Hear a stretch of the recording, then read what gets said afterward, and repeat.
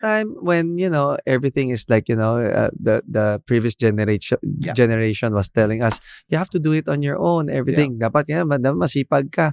But nowadays, no, I think there are what we call, we have to be smarter than work harder, diba?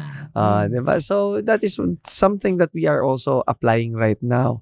Kasi dati, masipag, pero you can see the growth is so slow. Yeah.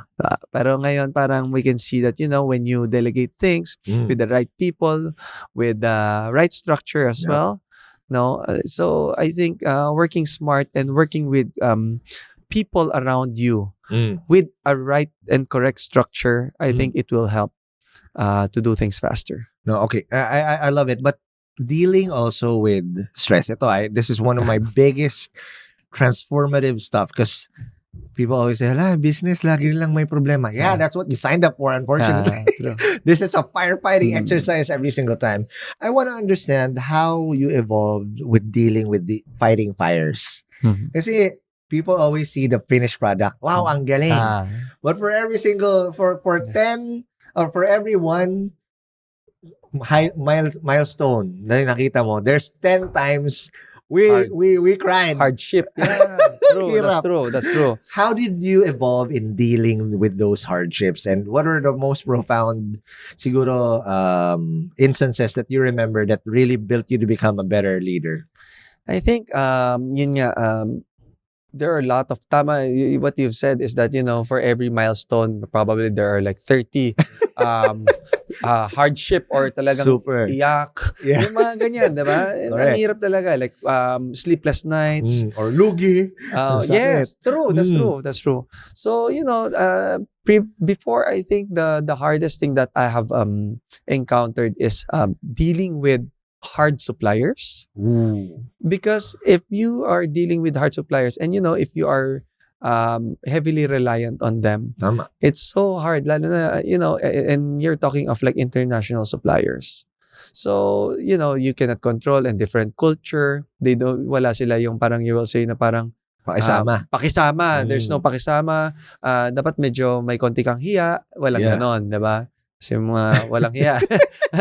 Yeah, pero yun yung mga things that we have encountered. That's why Powerhouse have evolved because of these situations. And I can say for every situation, hard situation that we had, there's a good lesson that we learned from it. Though I do agree that there are more hardships than what you call wins. Mga wins, diba? Mahirap talaga. Every day is a challenge. You never know. Later, may tatawag, may ganitong problema.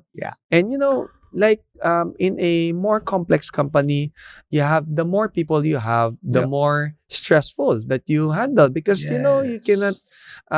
Every person that we have is very important.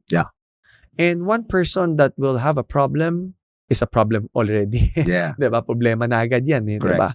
So that is why, that's why creating structure is very important. Though it's easy to say that creating structure, but not everyone can do it. No, for sure. So hard. No, and people think that just because may structure ka, it works. Yes.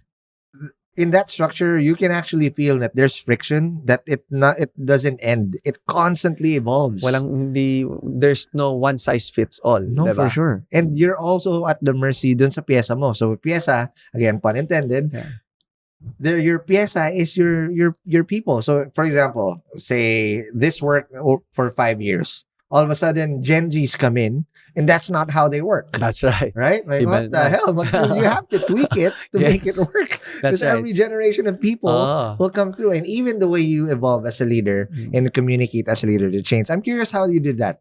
Because for me, dude, man, I'm my way of leadership, and I mellowed down so much over the years. Siguro tumatanda na rin talaga tayo. Okay, I'm nearing my back pain has been more persistent. But the way I also communicate, how I get disappointed is different.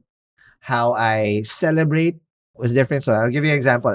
Before, pag there's something na sablay, dude, I take it. I bring it home and it fucking ruins my day. And then pag high naman, probably comes with age. Now I cringe of what the hell I was saying before. Flex ako sa social media. I'm like, dude, what the hell are you doing? Mhm. And then I look at you guys. Mhm. So I emulate the Chinoy way. I have nothing but respect. The ones that are the most silent, yung nagsasabi mo, chamba lang, sunerte lang. If you look at how they're really doing, Mhm. sila talaga yung making strides. Mhm. Did you have that evolution as well of how you dealt with, say, ups and downs? Because nakakabaliw siya, ha? If lagi mo siyang iuwi, per se. And what was that like for you? Yeah, that's true, no? Sinasabi mo nga, like, for example, like, yung sa ating journey as entrepreneurs, Yeah. konti yung wins dyan, eh. Correct. So, when I think they are saying that yung mga Gen Zs ngayon, they have a different mindset, this and Yup. that. But, we are so blessed that we have a good team Galing. to handle also this kind of, this type of people. Diba? Kasi if I myself will be the one to handle it, I don't really also understand how to manage the Gen Zs. But the good thing is that we have a good team also to manage these kinds of new team, no. And at the same time, I am also telling our team, no, na Gen Zs also have a different mindset, which also will help us to grow faster. So yun, I think there's a good and bad, but I can see the opportunities. And the most important is creating your team. There is no perfect team, ha? Wala. And always, di ba, sinasabi, hire the right person. Lagi, Parang that's andali, it. Walang ganun eh. Walang ganun. But you know No. what? Every person have they came from a different culture. Correct. They raised from a different family. Correct. So, I think we have to manage. I don't know, parang swerte lang yata. Swerte yata. Or Yeah. we just know how to be flexible in Yes. doing things.